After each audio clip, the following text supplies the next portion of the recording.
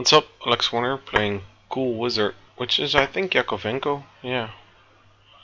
And I don't know what we're gonna play yet. I think we're gonna go for, well, what should we do? Think of something fun. Well, I'll just go d4 and then bishop c4. Let's see what happens. The main move here probably is bishop c5 for this guy. Because, well, this knight f6, if he goes for knight f6, we can probably go for a quick draw, which is fine against a top GM like this. So yeah. Yeah, I think I'm gonna go castle short here. Let's just do it. Yeah, and this is the problem. This d6 is super annoying. And it's the main move. Bishop g4 here or d takes c. Both are playable. I think bishop g4 is probably better. We could. I always get these mixed up. If we can go queen b3 or c takes d. I think queen b3.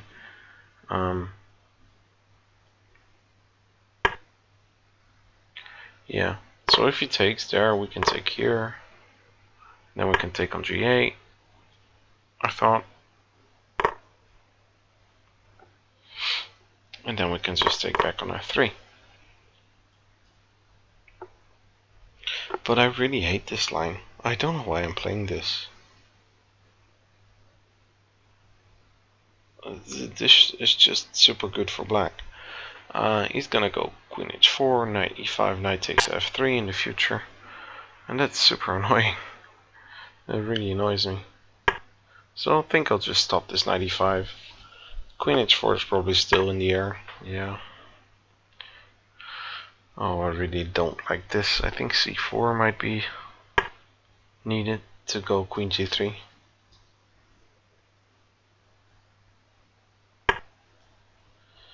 That is an annoying move. If we go rook e1, then probably d3. Attacking f2. And if we go queen f3, then we can never go queen g3 anymore. So, but if knight d2, then f4 hangs. So I think the correct order is queen f3. Then he makes a move, and then we can go knight d2, and then queen g3. But we're probably late, because he can just go rook e6, rook g6, or rook e6, rook h. Well, if rook e6, we maybe stop it all with f5. But then rook takes e4. So rook e6 probably is an annoying move here.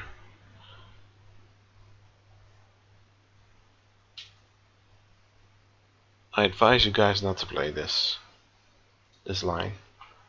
Just play something else. Just play something else here. d3. Okay. So he's clearly opening up this diagonal and this square for the knight. I kinda like the idea of bishop e3 here. It's just keeping it together. If knight d4 we can just take and then play something like knight d2. And if not, we're gonna, well, I don't know what we're gonna do then. I think we're gonna go knight d2 ourselves. I don't think that's so bad. Can we take here?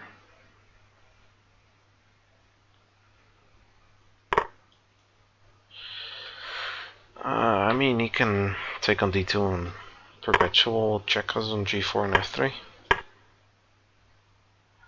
I don't think he's gonna do that. Yeah, I think he's gonna go rook e6 or something, or g5 maybe even. So rook takes e4 is in the air.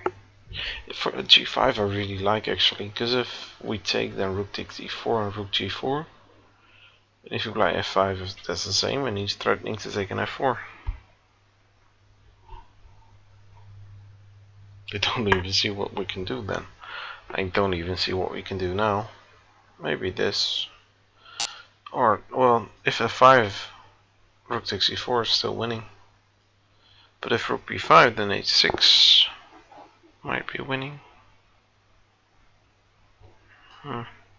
So it all doesn't really work. So I guess we're just gonna have to run here with our king.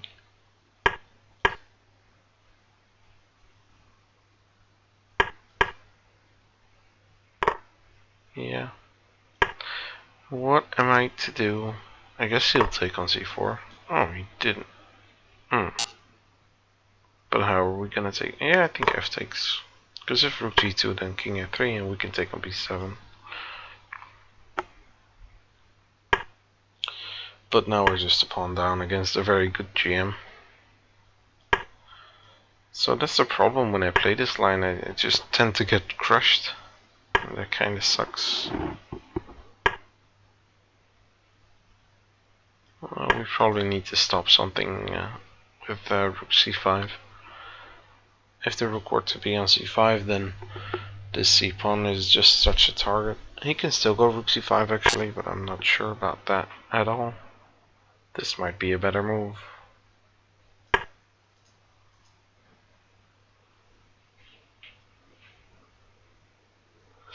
I kinda like this king in the center here.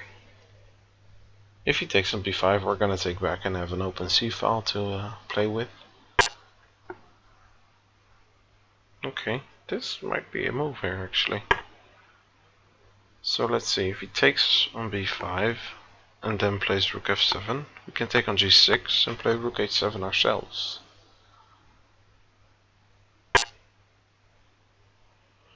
Okay.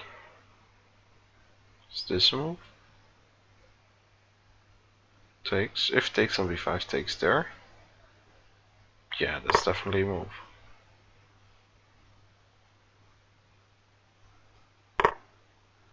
Yeah, I figured. And now the rook has to go. Or we check here. Yeah, like this.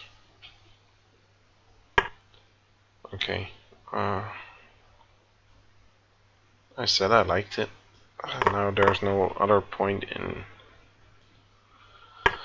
There wasn't any other move. Christ. I think I had a chance there, to be honest.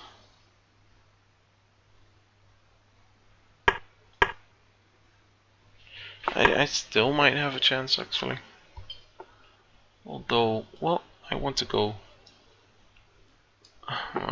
rook g somewhere, but then rook h5.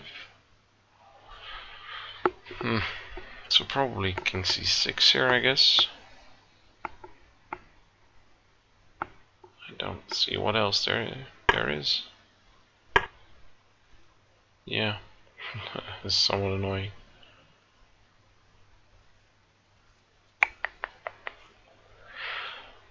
Yeah.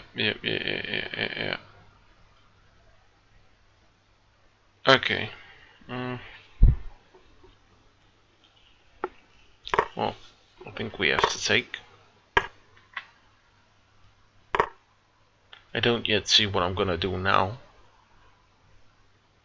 I think I'll take here.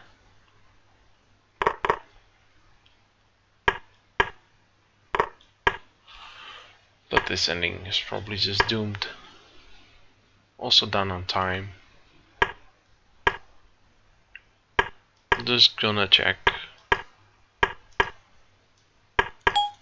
Try and stop this pawn from going somewhere.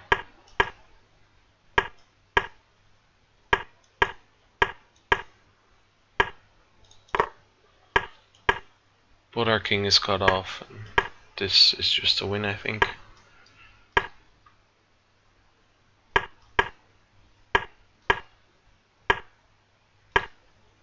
Rook f2, yeah. Yeah, now there's no way. Well, good game by him. I think we had a chance here. I don't know. It's always hard versus guys like this, to be honest. But yeah. Let's see if he's in the examine. Oh, can't see it. No, he's not. Okay. So e4, e5, knight f3, knight c6. We've had this opening a bunch of times. And I like it when they go knight f6, but yeah, if they don't go knight f6, then well, bishop c5 is what I have to have something here. That's kind of the point. I should maybe just play c3 here, but then you get a line like this when knight f6, e5, d5, bishop e5, and this is the line that you get, and this is also not very ambitious. So yeah, what else is there here? I don't know. This d6 is just super annoying. Because if knight e6, then knight f6, then we'd still be happy here. We have the Max Lange, which is very fun. But yeah, I want to play in entertaining games, but those don't tend to happen in this line. I always thought there was another move here. I don't know which. Something like queen f6 or something. No, they don't get taken b7, of course. I don't know, something else. Because I tend to have a recollection of taking on d4, knight takes d4, and queen d1 somehow. So that might be if we take here, maybe. I don't know, I read something like this. But then this bishop has to move. I don't know, I really don't know. We took there and played f4, which is bad. It's just bad. We have to go king h1, which is always a useful move. Ah, maybe this is it. Maybe we have to go. Yeah, I said so. So that's the point. We needed to go c takes d. Now I remember. This is in my file about this opening.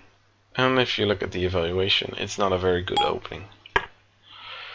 Anyways, f4, queen h4, c4. Going from bad to worse. Knight d2 was needed, although that just drops a pawn. So that's not really ideal either. This rook e8 is pretty annoying. Queen f3 was my somewhat valid attempt, because we're gonna go knight d2 and queen g3. d3. I was afraid of rook e6 actually. Because if f5, then rook takes e4. And if not, then rook g6 or rook h6. Hence it says king h1, so if rook h6 we have queen g3. But g5 now, I don't know. It feels messed up. d3 gives me a hold somewhat. King h1. We went bishop e3. This all feels somewhat logical. This doesn't. That just drops the game, it seems. Rook d1 seems natural. Making an escape route for our king as well.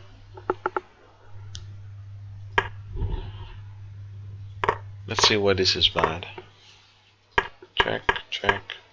And now g5. Yeah, I was afraid of this. He didn't go for it though. He might have missed something. I don't know which. I figured rook takes e4 here.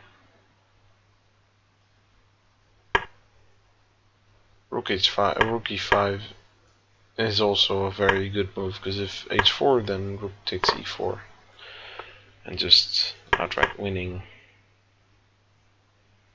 So rook b5, but then probably no. Just h6 and taking on h4. So g5 tends to win here. What's this? Rook b5. I thought just h6, and I didn't see what this was doing. But rook e1 here still. I don't know. We went rook e1 immediately. there's something else here, it seems. Queen h3. Okay.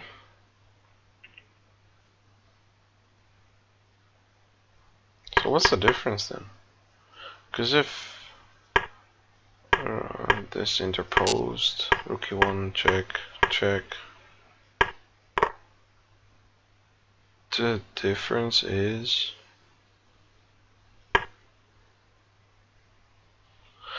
I guess the difference is we can take with the king here?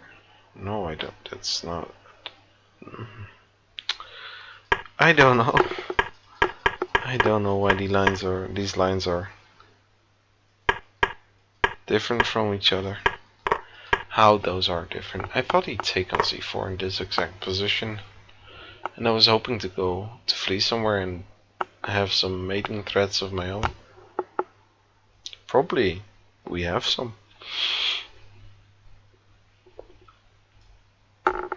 As you can see by the evaluation of the king of the engine, it's drawn here after king d1, queen d5, king c2. Check, check.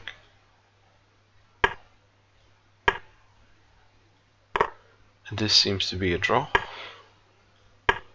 Probably, I don't know. Rook takes c7, wow. I doubt I would have found that. Anyways, he took on e3, which is the way more sensible thing to do. And I'll just skim through this somewhat. King e4. Like I said in the game, we don't want to allow a rook on c5. And if rook c5 now, we can just take it. And he has to blow up his pawn structure. He's still winning though, because c4 is weaker and he's a pawn up. But it's better than the same position without the added benefit of the weakened pawn structure. So he went g6, h5, and it seems like we're doing somewhat good here. The engine even says it's a draw, but we have to take here now. Now why didn't I do this? I figured rook takes, because if pawn takes then we can just drop in. So I figured rook takes, just that, and I figured, well, I don't know. I figured rook h7 first, didn't really matter, but he has an extra option. And the whole difference is that we played rook h7, and now if we can't move this rook, and if we take on f5 with this rook, we're losing another rook due to this. Oh, not that one, but this check. So that really sucks, and I hadn't seen that.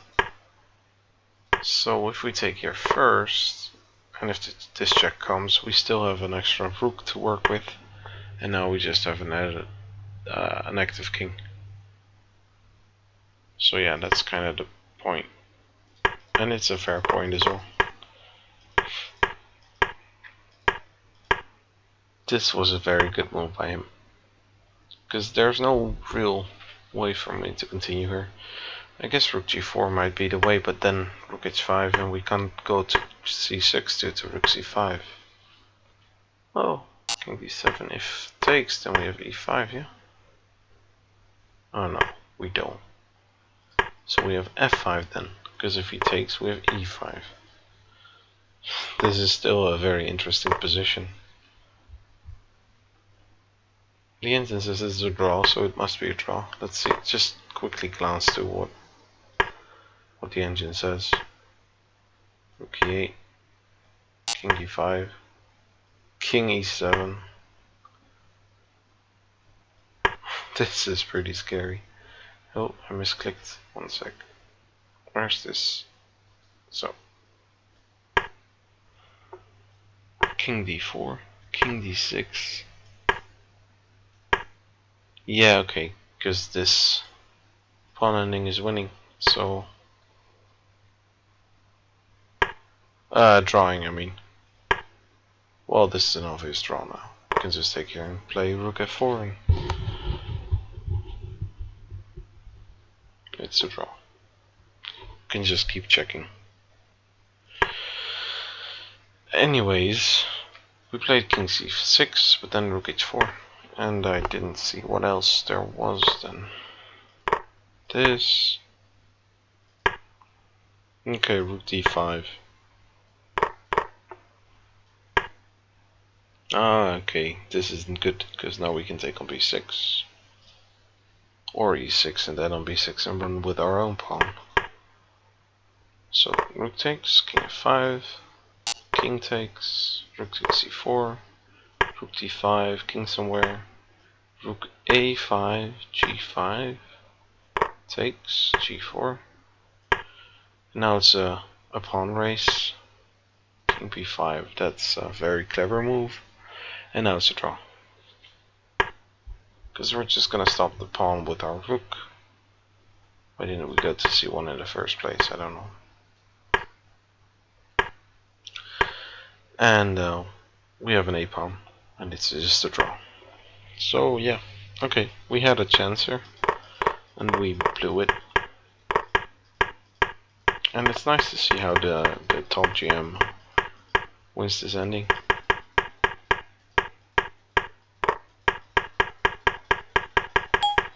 Just cutting off the king with the rook like so. Just moving up the pawn. So ideally you want to have the rook on the other side of the pawn to defend this, but there wasn't really an option. So that's kind of the reason why this rook g1 move here later on. There, by the way, it was there. And that's kind of the reason why this move loses rook g1. The rook has to be on the other side of the pawn. So you need to stay active instead of passive. So that's kind of the main lesson, I guess you could take out of this game. In the rook ending, keep your rook as active as possible, even at the cost of a pawn, which it's not here, but I mean, hypothetically. So yeah, I hope you guys enjoyed. The guy is really good, so unlucky, but well, good game by him. I'll see you guys next time. Bye bye.